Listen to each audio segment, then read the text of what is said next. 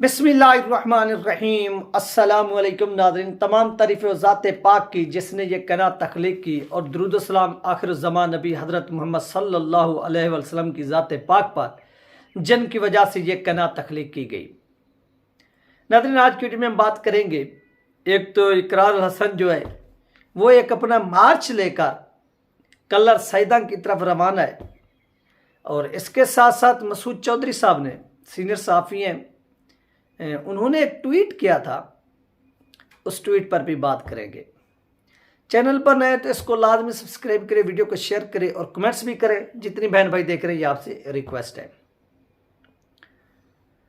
सबसे पहली बात नाज़रीन कि सीनियर सहाफ़ी मसूद चौधरी साहब का ये ट्वीट है, ये यहाँ पर साइड पर आप पहले इसको देख लें और मुझे आप कमेंट्स करके बताएं कि इसमें उन्होंने कौन सा जो लफ्ज़ है वो गलत लिखा है। ये मुझे आपने बताना है। सहाफ़ी का हमेशा काम होता है क्वेश्चन करना, वो हमेशा क्वेश्चन करता है, आगे जवाब देना आपका काम होता है। आप उसको जवाब दें, जवाब दें ना दें वो आपकी अपनी मर्जी है, यानी आप उसको स्किप कर दें, जवाब दें। ये तरीका कार नहीं होता कि आपसे अगर वो क्वेश्चन पूछे, आप क्वेश्चन के बदले में उसको गाली दें, तो ये तरीका गलत है। मैंने देखा कि बहुत से लोग थे जो मसूद चौधरी साहब को इस ट्वीट के ऊपर गालियां दी। यार, गालियां ना दिया करें। मसूद चौधरी एक प्रोफेशनल बंदा है, एक प्रोफेशनल, ऐसे समझ लें हमने उनसे बहुत कुछ सीखा है। मैंने मसूद चौधरी साहब से बहुत कुछ सीखा है। वो उनके ऐसे समझ लें कि उनको तजर्बा है 15 से 20 साल का इस शोबे के अंदर काम करते हुए। वो हमारे लेजेंड है, वो हमारे उस्ताद हैं। आपका काम है कि आप उसको जवाब दें। अगर जवाब नहीं दे सकते आप स्किप कर दें, लेकिन आप गाली किसी भी सूरत ना दें। ये आपकी तरबियत और ये आपका जो एक पॉलिटिकल विजडम है वो वहाँ पर जो है ना वो शो होता है कि आपकी पॉलिटिकली तरबियत कितनी है। ये चीज़ शो होती है। जब आप गाली देते तो यहाँ से पता होता है कि यार ये तो इनकी पॉलिटिकल जो तरबियत है वो इंतहाई वीक है। यानी आप उनके क्वेश्चन के मुकाबले में उसी तरह से ठोस जवाब तैयार करें और दें कि भाई ये अगर आप क्वेश्चन करें तो ये जो था ये सीन इस तरह से हुआ, इस तरह से हुआ और इस तरह से हुआ, इस वजह से रैली नहीं हो सकी। बाकी इसमें कोई इशू नहीं है, ये आपका काम था। ये मसूद चौधरी साहब का काम नहीं था कि फिर वो क्वेश्चन भी करे और आपको जवाब भी दे। ये गलत। आप गाली ना दें, आप उनसे सीखें और उनको जवाब दें कि सर ये वो रीज़न थी, ये वो, यानी उसमें उन्होंने कोई गलत बात नहीं की। उन्होंने बिल्कुल ठीक कहा है, जो भी कहा है आप उसी तरह जवाब देते जाएं प्यार से, तो आपको भी पता चल जाएगा। और मसूद चौधरी साहब को भी इल्म है कि रमज़ान है, तो ये वो सारी सिचुएशन होती है जिसके लिए आपकी यानी जो वो कारकुनान जो अभी एक ट्वीट को देकर गालियां देना शुरू कर देते हैं, तो उनसे रिक्वेस्ट है कि आप गालियां ना दिया करें। आपके पास ऑप्शन है जवाब देने का, जवाब नहीं दे सकते तो आपके पास ऑप्शन है स्किप करने का, आप स्किप कर सकते हैं। मसूद चौधरी हमारे सीनियर है, हम उनकी इज्जत करते हैं, उस्ताद हैं, उस्ताद का दर्जा रखते हैं। और उन्होंने उस वक्त टीएलपी का साथ दिया जब टीएलपी के नाम लेने पर गोलियां बरसती थीं। तो इस चीज़ को सामने रखा करें आप, यानी वो लोग जिन्होंने आप लोगों के साथ इतनी वफाएं की मुश्किल वक्त में, और उस वक्त सोशल मीडिया पर काम करना इंतहाई मुश्किल हुआ करता था। लोगों को घरों से उठा लेते थे, धमकियां देते थे। तो इन चीज़ों को मद्देनज़र रखते हुए अपने जो आपके मोहसिन होते हैं उनको भूलना नहीं चाहिए, बल्कि उनको सलाम करना चाहिए। अगर वो क्वेश्चन करें आप उनको जवाब दें, अगर जवाब नहीं दे सकते तो आप गाली मत दें। अब चलते हैं नाज़रीन इकरारुल हसन की जानिब। इकरारुल हसन साहब जो है वो क्या करते हैं कि वो कलर सैदा की तरफ रवा दवा हैं। उनके साथ काफिला है बहुत बड़ी तादाद में। आज मैं आपको एक बात वाज़े कर दूं कि इकरारुल हसन जो है ये एक एस्टेब्लिशमेंट का बहुत बड़ा पालतू है। आपको मेरी तरफ से कोई तकलीफ भी हो तो इसके लिए मैं माजरत खाऊं, लेकिन मैं बात सीधी करता हूँ। जो भी करता हूँ, चाहे किसी को आगे बुरी लगे चाहे अच्छी लगे, चाहे उसको गोली की तरह लगे या उनको ऐसे समझ लें किसी और तरीके से लगे, बात सीधी है। मैं उसके आपको यहाँ पर प्रूफ करके भी दिखाऊंगा कि ये एस्टेब्लिशमेंट का चमचा कैसे है। नाज़रीन, ये एयरवाई न्यूज़ के ऊपर काम करता था, आपको याद होगा। यहाँ पर मैं आपको साबित करके दिखाऊंगा इकरार हसन की चमचागिरी और ये एस्टेब्लिशमेंट का किस तरह से पालतू और एस्टेब्लिशमेंट इसको किस तरह से यूज़ करती है। एक एक पॉइंट यहाँ पर मैं साबित करूंगा।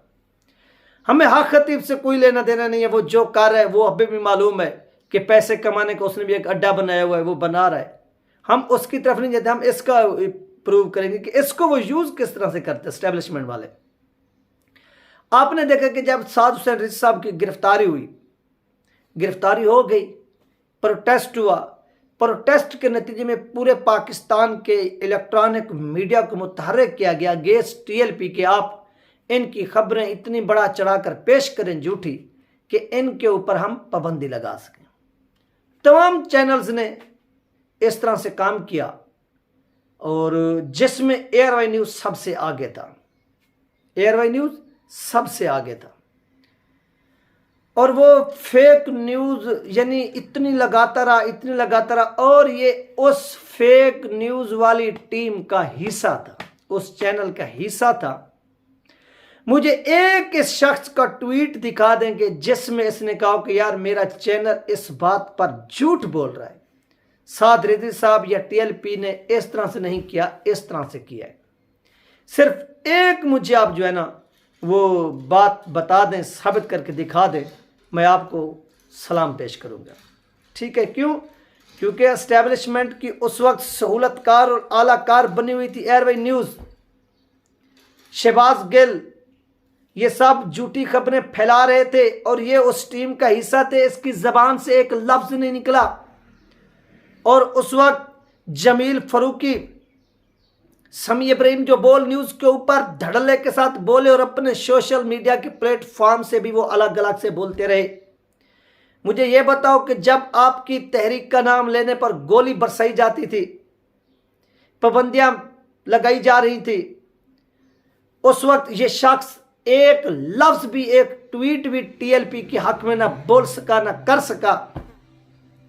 और वो लोग जो आपके लिए सोशल मीडिया पर भी धड़ल्ले के साथ काम करते रहे और अपने इलेक्ट्रॉनिक मीडिया पर भी काम करते रहता कि उनके चैनल्स भी, मेन चैनल बोल भी बंद कर दिया गया था।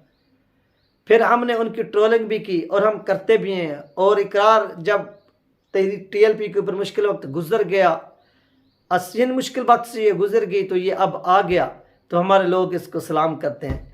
तो लोगों की भी यार थोड़ी तरबियत होनी चाहिए। हमारा वो शख्स मोहसिन है, वो शख्स क़यामत तक मोहसिन रहेगा जो शख्स मुश्किल वक्त में हमारे काम है। हाँ, उसके बाद चाहे वो जहां भी चला जाए, जितनी भी हमारे खिलाफ बोले, लेकिन जब उसने मुश्किल वक्त में साथ दिया है तो उस साथ को हम क़यामत तक नहीं भुला सकते।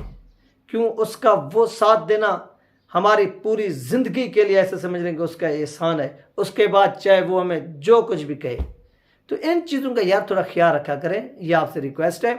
दूसरा, इकरार हसन का एस्टेब्लिशमेंट यूज़ इसलिए कर रही है कि एस्टेब्लिशमेंट डायरेक्टली जो है ना, क्योंकि मजहबी हवाले से हक खतीब के ऊपर इस तरह से हाथ नहीं डाल सकती। एस्टेब्लिशमेंट चाहती कि एस्टेब्लिशमेंट हमेशा पैसा चाहती है, हर शोबे से, हर महकमे से कि पैसा उसको मिले, और वो यहाँ से भी, आस्तानिया से भी चाहते हैं कि जो इसको अर्निंग होती है वो हमें हो, हमारे से ये डिवाइड करे। इसके लिए वो डायरेक्टली तो नहीं मांग सकते, तो उन्होंने इनडायरेक्टली अपना इकरार हसन को यूज़ किया और यूज़ करके इस शख्स को यानी लाया गया और इसके ज़रिए ये उससे भी डील करेंगे, उससे भी डील करेंगे और इस तरह हक खतीब से फिर फ़ायदा लेंगे, इसे ब्लैकमेल करेंगे और इससे पैसा भी लेंगे और इकरार को भी यूज़ करेंगे, फिर उसको उसका हिस्सा भी थोड़ा बहुत मिल जाएगा। तो ये वो पूरी की पूरी गेमें होती हैं। इसके पीछे एस्टेब्लिशमेंट होती है। एस्टेब्लिशमेंट अपने बंदे जो है वो लॉन्च करती है, लॉन्च करके ये काम करवाती है और काम करवा के फिर वो आगे जो है ना वो चली जाती है। यानी डायरेक्टली वो किसी मजहबी तबके के ऊपर हाथ नहीं डालते, बल्कि इनडायरेक्टली ये तमाम कार्रवाइयाँ करवाते रहते हैं। इन चीज़ों को आप समझा करें प्यारे भाइयों। और टीएलपी के जो प्रो यूट्यूबर हैं वो भी इकरार हसन को कवरेज दें। कवरेज देना हर बंदे का राइट है, दुश्मन को भी कवरेज दें, अपने सज्जन को भी कवरेज दें, लेकिन हक़ाइक़ भी बयान करें कि हक़ाइक़ क्या है, कि एस्टेब्लिशमेंट ने कब कब किस किस वक्त जो है ना इनको मोहरम के तौर पर इस्तेमाल किया। जिस तरह इमरान रियाज इस्तेमाल होता रहा और अब इकरार हसन जो है ये इस्तेमाल हो रहा है और इससे फ़ायदा एक पार्टी उठा रही है, वो है एस्टेब्लिशमेंट। वो हक खतीब से भी माल खाएगी, इस बेचारे से डिवाइड करेगी और इस तरह ये सारा सीन हो रहा है और ये लॉन्ग मार्च भी जा रहा है। देखना ये कि ये लॉन्ग मार्च किस करवट जो है ना वो बैठता है और यहाँ पर फिर क्या जो है ना वो सूरत हाल बनती है। इन चीज़ों का जो है ना वो आप थोड़ा गहराई में जाकर सोचा करें तो आपको लाजमी जो है ना वो जवाब भी मिलेंगे। ये थी नाज़रीन अहम तरीन अपडेट जो आप लोगों के साथ शेयर की गई है। अपना ख्याल रखिएगा, मुझे दो में याद रखिएगा। और हाँ, इकरार हसन को गिरफ्तारी के लिए भी यानी कि वारंट वगैरह जारी किए गए हैं। ये थे अहम तरीन अपडेट। इंशाल्लाह मिलते हैं नेक्स्ट वीडियो में। अल्लाह हाफ़िज़।